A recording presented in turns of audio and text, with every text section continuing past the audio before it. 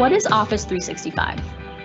It's an integrated experience of apps and services designed to help you pursue your passion and grow your business. Get apps like Word, Excel, PowerPoint, and more, updated monthly with the latest features and security updates. Use cloud-powered email to reach customers and coworkers wherever work takes you. Collaborate in Microsoft Teams, the new hub for teamwork, where you can chat, organize meetings, and share files. Save files to OneDrive with 1 terabyte of online storage, allowing access across devices and on the go. Run your business with the business apps, empowering you to manage customer scheduling, invoicing, referrals, and more, all from one place. Protect your data with 24/7 security and support backed by Microsoft. With Office 365, you have more time to build your business and achieve even more.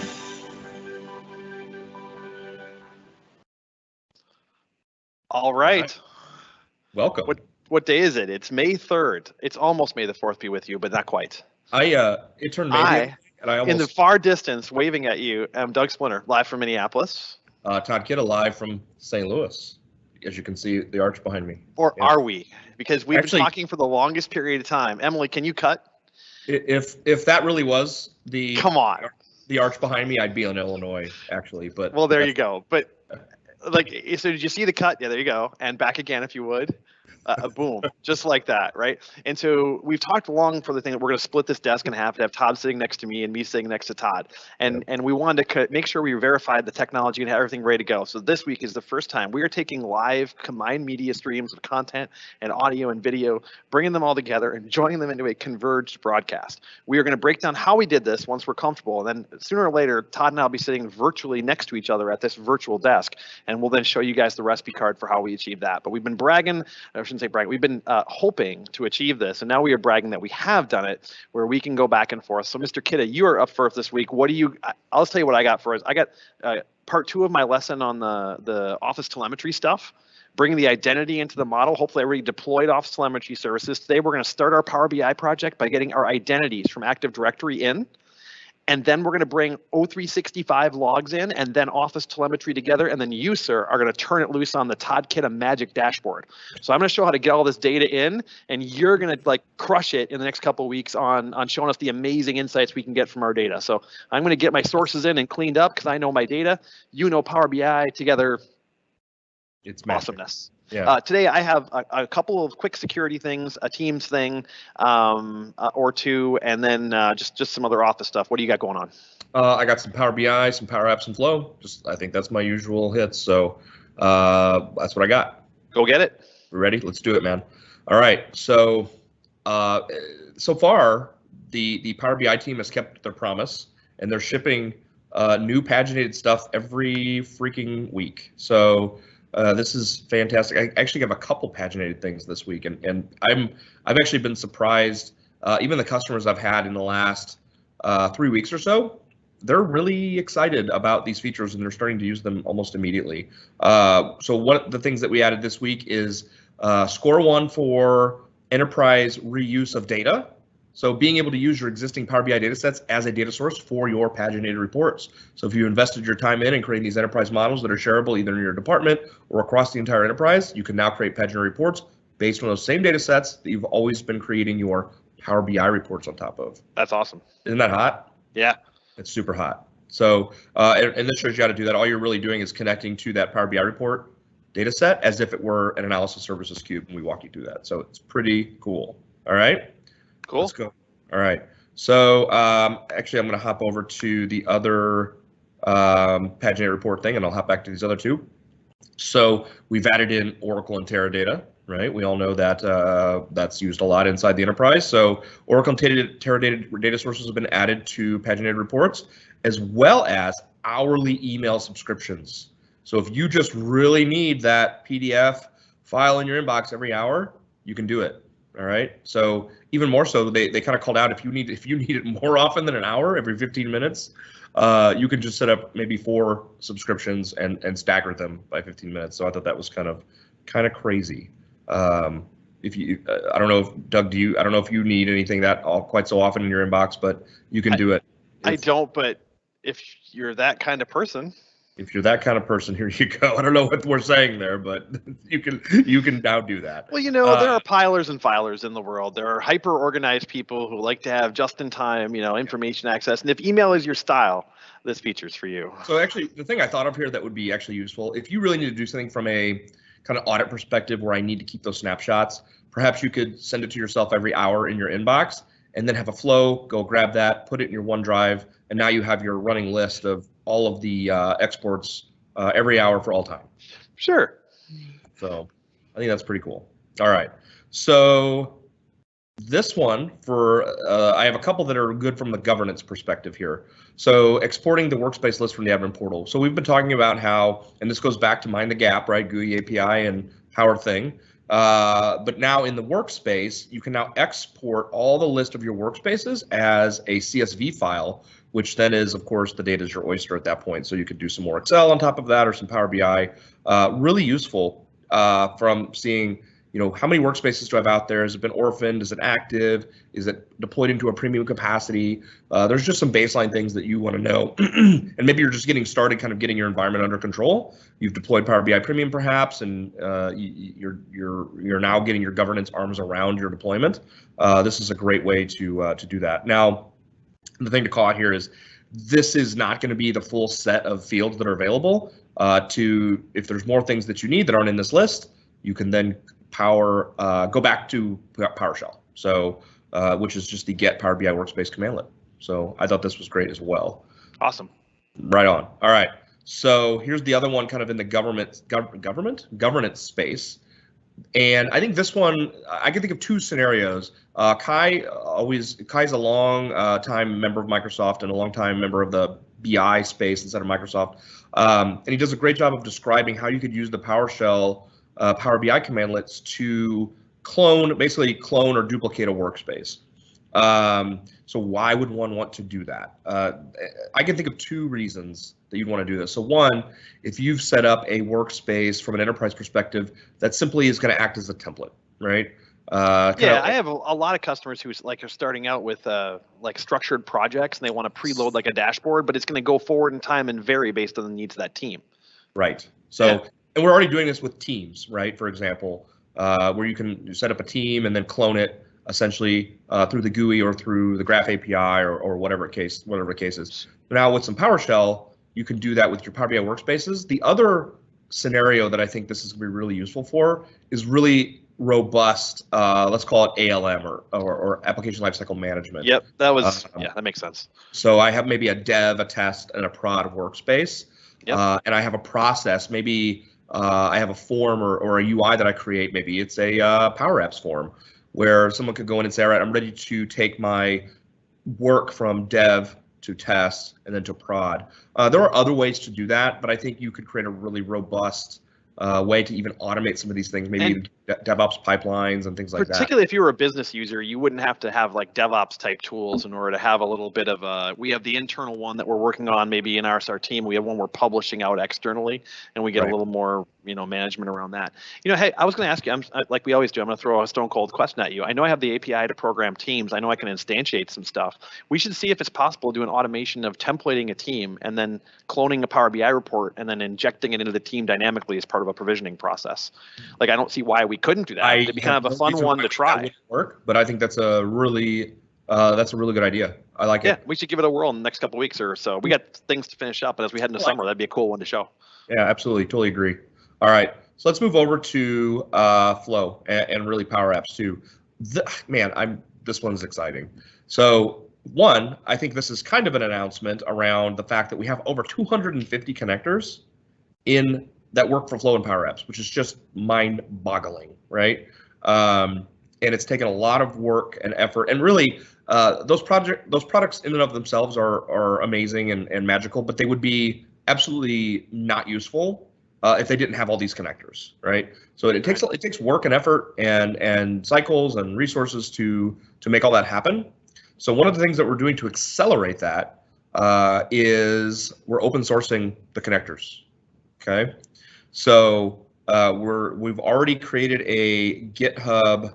Let me see. Here we go. We've already created a GitHub repo Yeah, let's And go not full all screen on this parts are one. This one, the content's the hero on this one, right? So, Yeah, so by the so- way, notice just calling out the show changes we made for the previous one. Notice Todd's content is now full screen without the cheesy sidebar, and we have full fidelity of the relayed content as well. So there you go, improving how we do that a stuff. GitHub repo for so people can submit issues they don't like with the show, and then they can even I don't know, maybe. Yeah, fair enough. But we got feedback that, oh, it's small. I know it's small when Todd and I are small on screen, but that means we're just talking about whatever's behind us. And when the content's the hero, now we can make the content the full screen thing, so you can get screenshots, whatever you need to off that content. So there you go.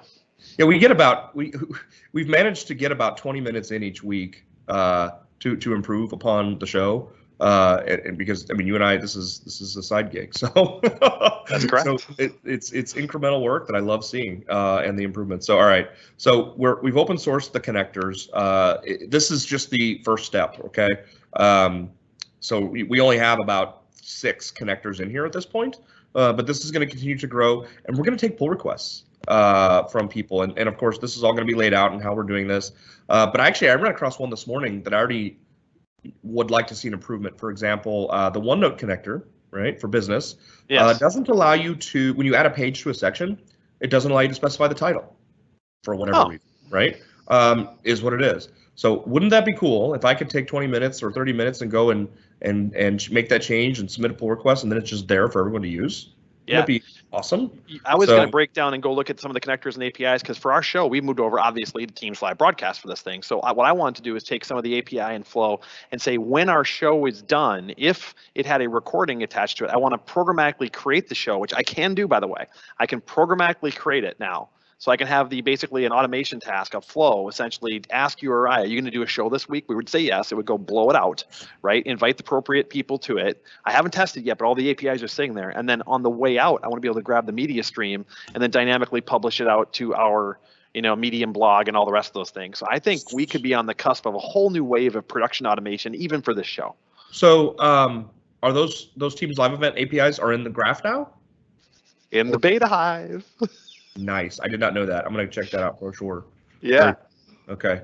We were just looking at it this morning with the Azure Flash News guys, because we're all thinking, how can we truly because we're a platform company, right? And Mark was like, hey, if we don't have these APIs, that's not us. We have to open source it, make it open, make it connectable and stuff. And it's such a change from 6 years ago, right? I mean, that's awesome, man. All right. Anyway, go ahead. Very cool. Love it.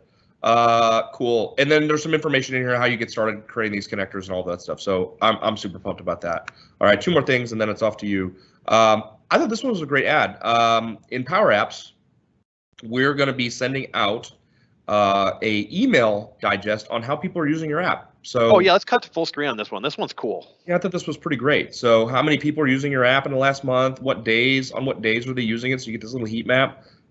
I just think this is a great, if you're a business user or a Power user or a citizen developer, this is the type of information you need to create an app that's going to be useful for people. So I'm excited to see this incremental change, and of course this can bail out over into the analytics on more detailed from that perspective too. So go check this out. I'm pretty excited about that. And we're also, speaking of enabling citizen developers, the solution checker for PowerApps is GA. So this is the thing. You create your app, you run the solution checker, and it's going to point things out around fixing performance, reliability, adhering to best practices, those kinds of things. So part of being a citizen developer, the kind of the implication there is doing development and following best practices and optimizing for performance, not your full-time job, right? So this is making that easier, and I think this is going to give people more confidence to say, like, I can develop something, and then I have a set of guardrails that are going to come back and kind of inform me on how to make my app even better for users. So I think this is awesome. So this is now generally available. There's some things that are new in here. If you're creating Power Apps, you should definitely be checking this out. So that's what I had this week, Doug, and look at that. It's exactly 10:45. So awesome. Well, let's cut over. I got some quick announcements, and then we're going to do our show and tell and demo. So first up, it's the April roundup from what happened inside a team. So if you haven't been testing it, the whiteboard as the default team sharing engine is in commercial preview, right? Yes. And so that's amazing. I mean, we showed that how you can fix up handwriting and the rest of the whiteboard application. If you have not played Go, it's amazing. My only real complaint, and they're working on it, is that I have so many whiteboards they don't allow you to folderize them. right? Mhm. And so and they're like, wow, we had no idea. Like they're learning, and they should have learned from some of their OneNote compatriots, but they're working on some of those little, minor, feature issues, if you will, on Yep. top of it. The Surface Hub now supports motion switching cameras, so if you get the update on top of that one, the Praise stuff released with a little badge kind of thing, so continuing the more social tone around all that stuff. You can request to add others to join a private team. So there's This is now great. I love yes, it's a great one. Now I've had customers who built entire workflows using PowerApps and Flow and the Graph API and a governance database in order to implement some of these kind of things. And you And just now want to be it's there. well, yeah. Now they have more advanced business rules. They want to inquire and ask people. Based on sensitivity, they want flexible business rules. So often we don't have that level. But if you're looking at base functionality, like just a simple workflow, but like my customers truly need a flow attached to this. They have an SLA associated to it. If person A doesn't answer, they want to route it to B, and that's all there. It's the reason our logo for our show looks, very similar to the Mind the Gap logo is because that's our whole thing, right? There's a GUI, there's an API, and there's a power something for everything. We're trying to educate you on the capabilities and expose them to you as a platform. So this is cool, but if you have the more advanced, then use this as an inspiration to what you can do within the platform. Use it to surface your functional requirements. So it's cool on its own. What you can do with the whole platform is even better. Love it. End of soapbox rant for on top of that. Okay, you asked for it. I'm not quite sure how I feel about it, but org-wide teams can have up to 5,000 members. So there you go. Well, I thought you told me that was a best practice. Having 5,000 members in a team. Sorry. Yes, you should have a minimum of 3,000 members in a team, right? You really shouldn't. I mean, are you kidding me? Like, so okay, there we go. Show and hide teams, including the auto suggestion engine for hide has been, out there in the preview land as well. Yep. So basically say you're not using these things. Can I push them down? So you can go still search for them and pull them up, but they won't be sort of visually cluttering you if you haven't been active in a while for on top of it. So you have that. And then there's a more easier availability on top of things. So a nice roundup of basically user-centric features for Teams in April. So we've been using Teams, obviously you and I, inside of Microsoft for over 2 years, right? Yes, sir. Yep. So we're in a lot of teams, and I think organizations that are just getting going, you'll see people. I'll see people come in and they're maybe in like 1 or 2 teams. So the idea that you could be in dozens or maybe even 100 teams is like overwhelming to them. But I explain to them, it's like, look, you control the volume on all of this. You're only going to have a couple teams that are important to you on a daily basis. And the tool will pull those to the front view for you. And the alert framework is really your compass north for those things people have called your specific attention to. So there's, so are you involved or are you committed, right? If you're involved, you can just dive in, loosely whenever you want to. If you're committed to that team, it's going to be centric to your workload, but Teams allows both. And I like that verbiage. I haven't heard that verbiage before. Involved and committed. I'm going to steal that. Yeah. There's involved and committed. There's an old running joke about the ham and eggs breakfast, right? The chicken was involved and the pig was committed. You've never heard that one either. So sorry. I remember that now. Yeah. So anyway, so the involvement versus commitment thing, it's really, but some teams really you are just, and some of you just kind of want to loosely go in. Maybe you're kind of an auditor or you're a manager role and you want to dive in occasionally.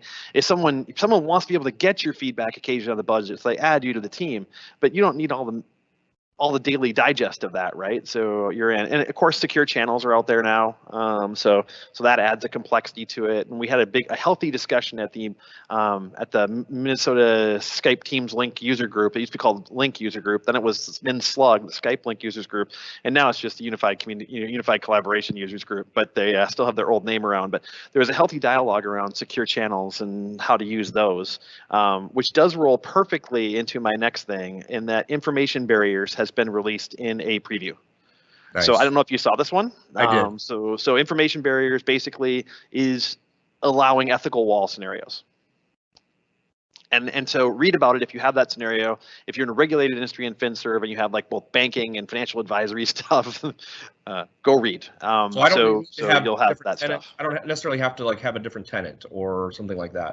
Nope, you don't. And so if you go full screen on top of this, just briefly for it, you'll notice that there we are. The PowerShell commandlets are in there in order to have that stuff, and they have basically, what about private chat? What about meetings, right? What about screen sharing and the rest of the things? So you can basically go through and see what'll happen, right? And also it tells you what happens to any existing communications that violate the component on top of it. And I had a little fun. You can cut back. I had a little fun. I did a security briefing, a keynote a couple weeks ago, and I banned all instances of cold, snow, and ice because I was so sick of hearing it from Minneapolis using the data loss prevention feature. But I had an interesting moment when I was showing the audience that I was messing around. I had some overlapping policy. One was a healthcare policy around infectious diseases, and the other was all these words I'd put in around winter. The word cold overlaps between those two policies, and the way I put the phrase in, like I'm so sick of this cold, those two things triggered both policies. So it said, I think there's an infectious disease reference in here, and it violated Doug's cold weather term. Make sense? No, so it would reject the correspondence directly within the Teams chat, and then you could say, if you chose it, do you want to allow the user to override or not? So a lot of security, protection, and user improvements in Teams in April. Go check them out. That does feel like you're kind of propagating fake news, though, Doug. I mean, if it's cold, man. Thanks, buddy. I don't know. Maybe I'm preventing the delivery of accurate news. That's more what I was interested in. I don't want to talk about anything having to do with cold, snow, ice, or anything anymore, right? So I was just sick of it. I did not replace the terms, right? That's not possible. I can't just start subbing out words, from top. Well, that would be funny, wouldn't it? Outside. Right? So years back when we were doing a security session, when the Rams moved away from St. Louis, we did an e-discovery workshop down there where we discovered and banned all references to the St. Louis Rams. We just literally ripped them out of the Office 365 I don't think you realize how still it's a very sensitive topic here. I know. I'm sorry, right? But it was kind of fun. Okay, so there was also just so you know, there was a cool release on iOS and Android. iOS on Edge and Android now supports conditional access. If you have not checked out, by the way, the Chromium edition of Edge or on the mobile devices, you need to go check out this browser. So actually, Meryl and I talked about this one last week. I'm blown away. This is such great engineering. I'm just blown away. Yeah, you know what? I was going to open with that, and I forgot. Just as a PSA, just go get the dev. If you're not get the dev preview of Edge. If you don't think driver is Canary actually daily build. I know it's astonishingly good. I'm blown away, and that's not something I have. If you'll notice, almost every demo that Todd and I run is now shifted over to it, and we vote based on feature and performance. We're not. In the past, if you'd been paying attention, that was not the case. Is that fair enough? I was not married to any browser. I would use Edge sometimes. I'd use the other pure two. Meritocracy, right? May the best one win. There's anyway. All right, so let's keep rolling on top of that one. So check out the conditional access components on top of that if you have not. And I just put the link into the page for that one on top of it. So there's an announcement around the Office 365 privacy controls. I think it's worth a skim. There's not a whole ton of net new things in on top of it. It talks about like Office functionality and things that are in there and in keeping things up to date as to what sort of telemetry that can be gathered, for the levels of diagnostic information for Office desktop integration. So we're going to dive into this a little more around giving you transparency of our customer control as a required or optional telemetry components. So I think if you are a person who lives in this space, this is a nice read. There's a lot of good information in here on the overall service, and I think it's definitely worth a look. I got one final one, which I was particularly happy about from a security standpoint. So please tune in.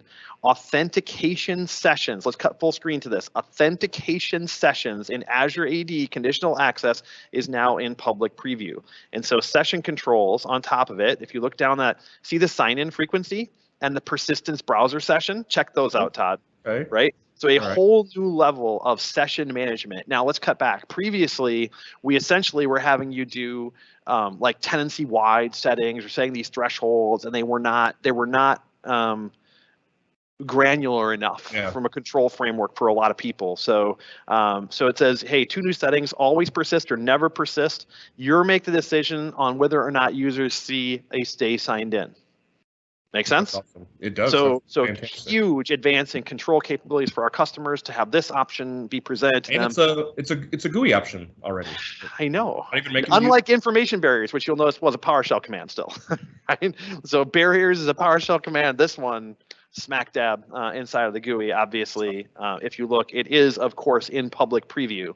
So it'll be there in the GUI as soon as it rolls through for your environment. I think it's actually already in most tenancies I checked out. But remember, it does have the feature card next to it. So if you're implementing this rule, you are using a preview feature.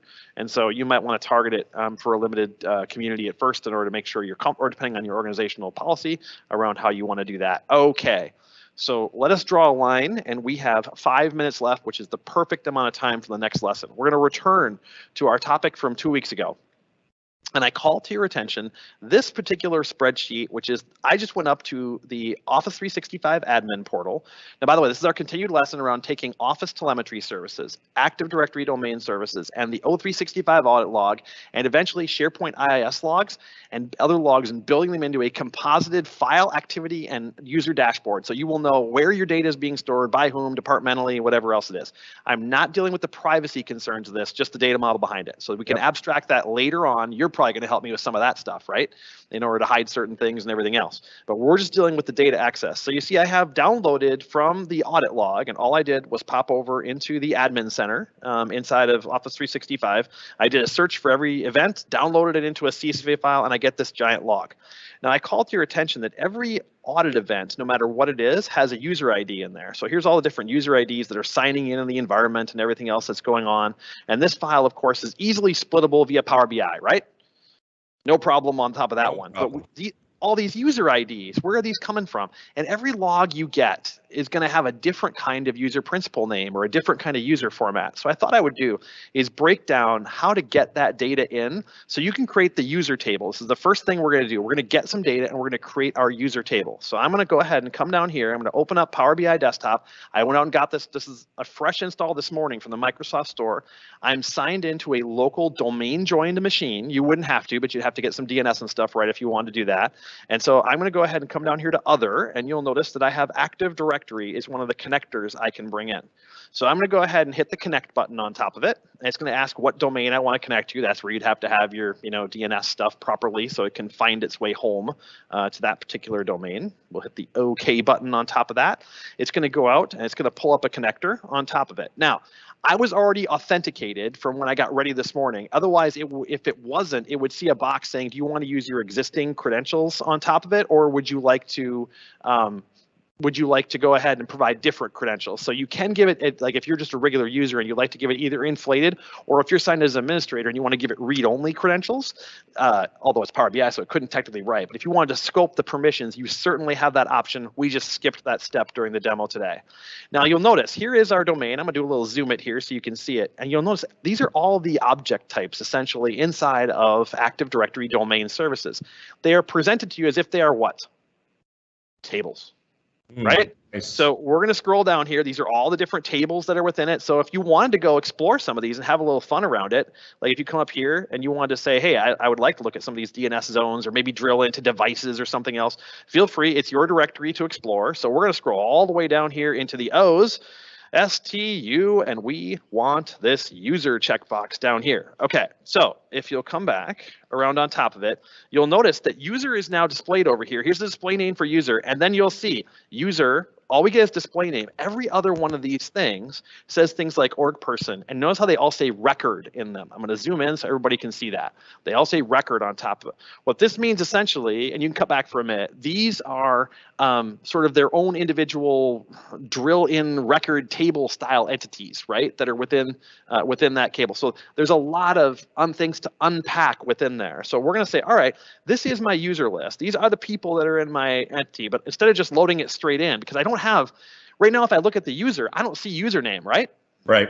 And that's a problem because I need username in order to do correlation. I also want things like department, office location, all those things that I want. So we're going to hit the edit button on top of that.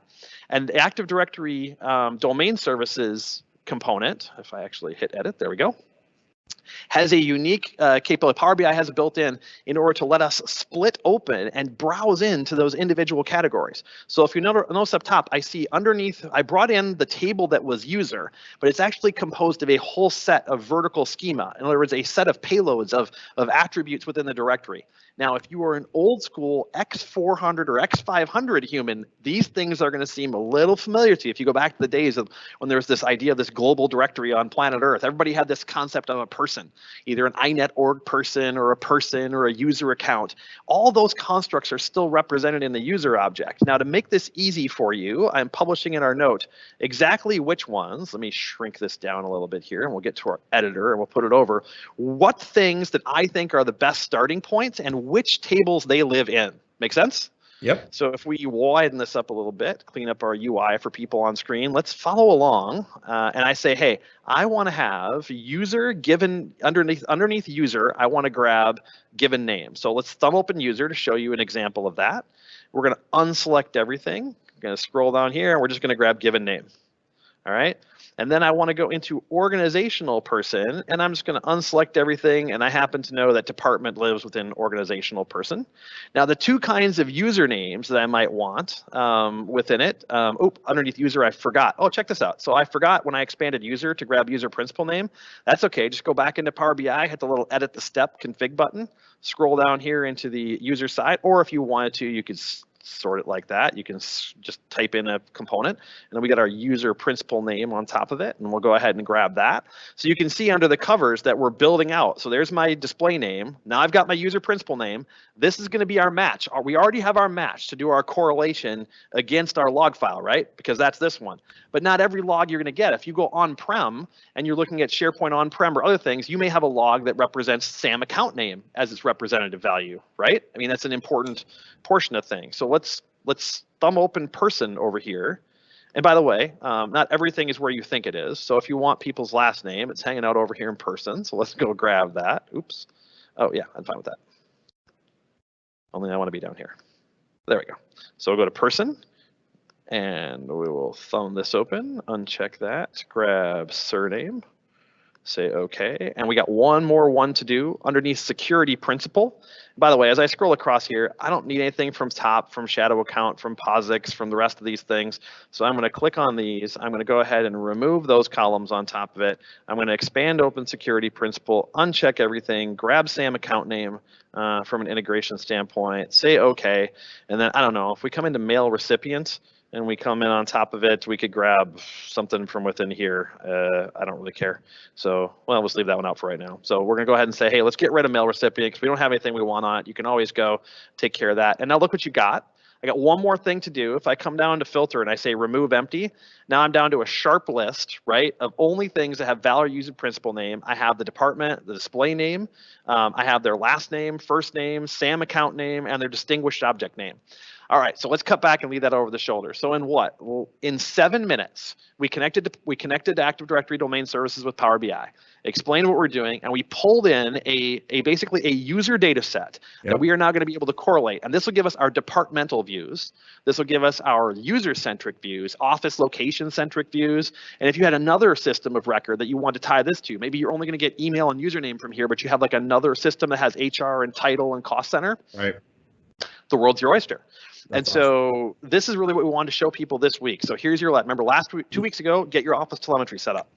Today, start your Power BI project, connect to Active Directory. Almost every one of you has enough. It's just as a regular user. Nothing I'm looking at here is top secret data, right? It's all just user-centric attributes that are part of the address book. So you can all pull this data. So go out, start your Power BI desktop project, connect to Active Directory domain services, build your filtered view of your users with just the attributes you need.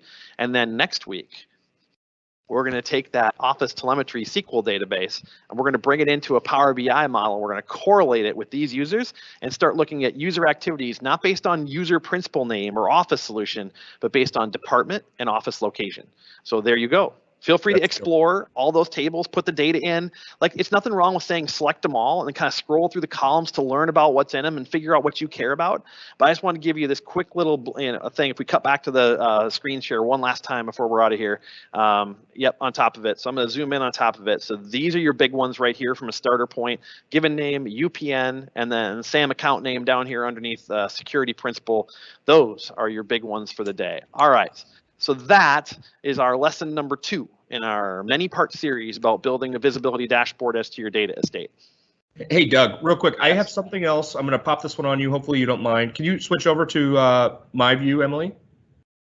Okay, so we're experimenting with a little bit of how we kind of produce the show and how we present links back to you. We're experimenting right now. I think we're playing around with some different blogging platforms and video delivery. So yes, sir. if you want to check out these links, give us some feedback on Twitter. Can you do a zoom in on those, Todd? Can you blow them up super big? Or Emily, can you cut to full screen on that one? There you go. Both. Perfect. We got medium.com/office-flash-Friday, flash dash, and then we have ak.ms/off YouTube. So if you want to check those out, if you don't care, we won't hear anything from you. If you do care, either way, let us know on Twitter what you think. So I think a lot of people like consuming video content through things like YouTube. So we're going to try that out. We're going to move away from our embedded media services. We will still do these live broadcasts, obviously, on top of things. So you'll be able to watch the show that way.